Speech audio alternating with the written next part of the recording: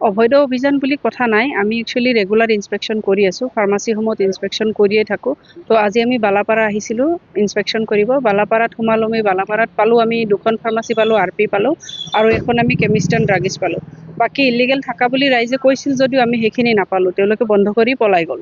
তে আমি বিচাৰিছোঁ, আজি ধৰা পৰা নাই, নেক্সট টাইম কৰিব।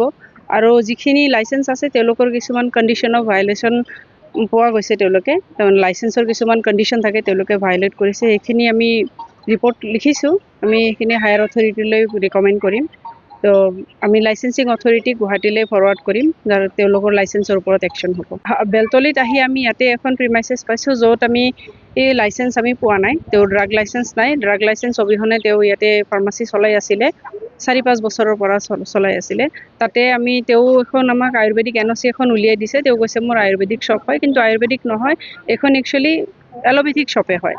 তো তেওঁৰ 80% মেডিচিন এল'পেথিক পোৱা গৈছে। তো মেডিচিনখিনি আমি চিজ কৰিছোঁ, এপ্ৰক্স 5,000 মানৰ মেডিচিন আমি চিজ কৰিছোঁ। বাকী যিখিনি অলপ আছে সেইখিনি আয়ুৰ্বেদিক মেডিচিন আছে, তেওঁ আয়ুৰ্বেদিক কণ্টিনিউ কৰিব পাৰে, কিন্তু এল'পেথিক ৰাখিব নোৱাৰে। তো আয়ুৰ্বেদিকখিনি তেওঁক ৰাখি থোৱা হৈছে, এল'পেথিকখিনি আমি চিজ কৰিছোঁ। 5,000 মানৰ আছে মেডিচিন। কিন্তু এইবিলাকক মেডিচিন দি আছে যিখিনি হ'লচেলে, তেওঁলোকৰ বিৰুদ্ধে একশ্যন লোৱা হ'ব।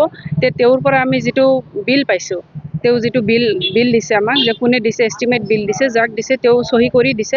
আমি নেক্সট তেওঁৰ প্ৰিমাইচেছত আমি ইনস্পেকশ্যন কৰিম, যে তেওঁ কি হিচাপে এইটো এষ্টিমেট বিল দিলে, তাৰপিছত তেওঁৰ ওপৰত একশ্যন লোৱা হ'ব, আইনী ব্যৱস্থা। এইটো আমাৰ চলি আছে, চলি থাকিব। এইটো এনেকুৱা অভিযান আমাৰ সদায় চলি আছে আৰু চলি থাকিব।